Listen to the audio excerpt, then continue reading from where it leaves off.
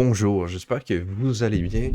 Aujourd'hui, on va parler justement d'un indicateur qui s'appelle le ATR. Donc, comme vous pouvez voir en bas, je l'ai mis directement sur mon graphique.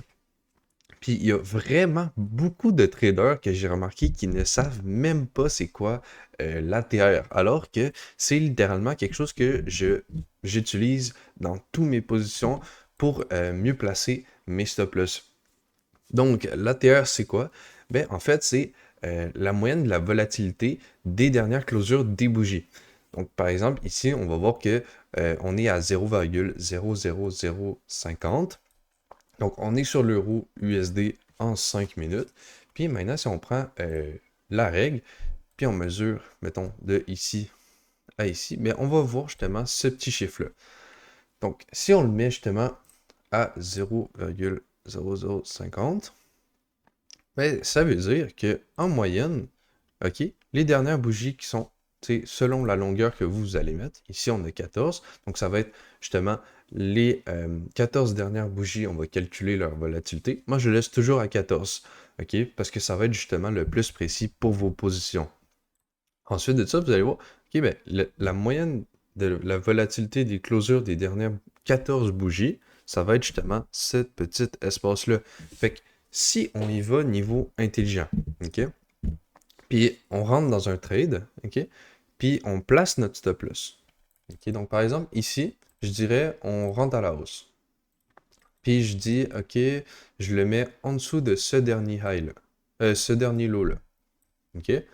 Ben, ce qui va arriver, c'est que oui, c'est bien d'avoir mis mon stop loss comme ça, mais imaginez si je prends mon stop loss, puis je rajoute la volatilité des dernières 14 bougies. Fait que là, on est à 0,60, comme vous pouvez voir juste en bas ici.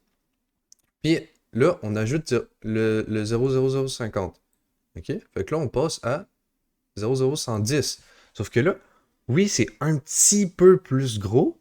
Sauf que là, littéralement, on a un stop loss selon l'analyse du marché, plus on lui a rajouté la volatilité des dernières bougies, ce qui rend notre stop loss super sécurisé.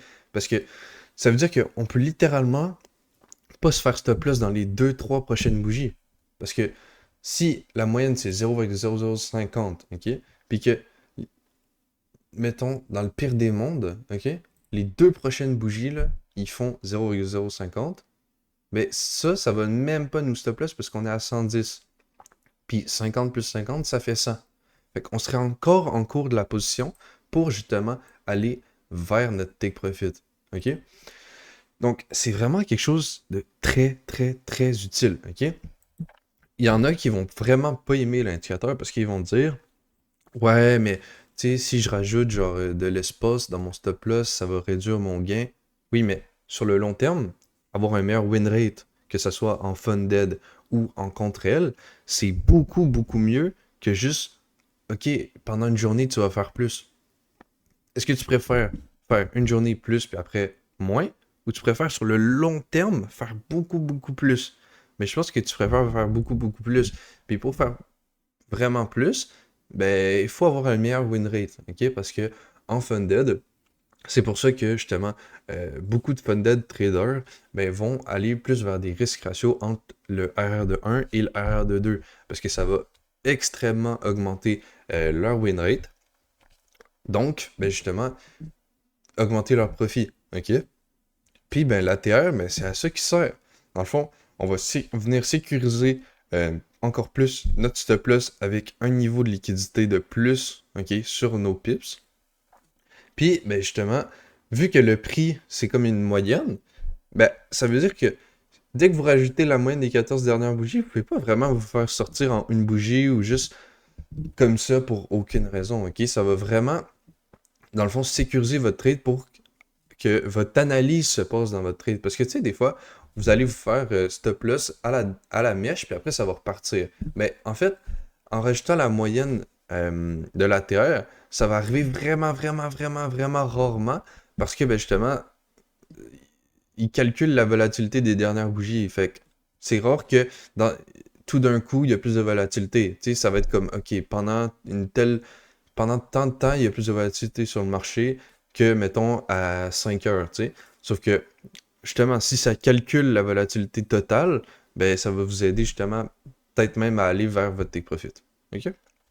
Donc, tu sais, l'ATR, c'est vraiment juste ça. Tu sais, vous pouvez justement cliquer, puis le mettre sur justement d'autres plages temporelles. L'adoucissement, moi, ce que je ferais pour, ben, si je serais vous, ce serait toujours de le laisser sur le RMA. OK.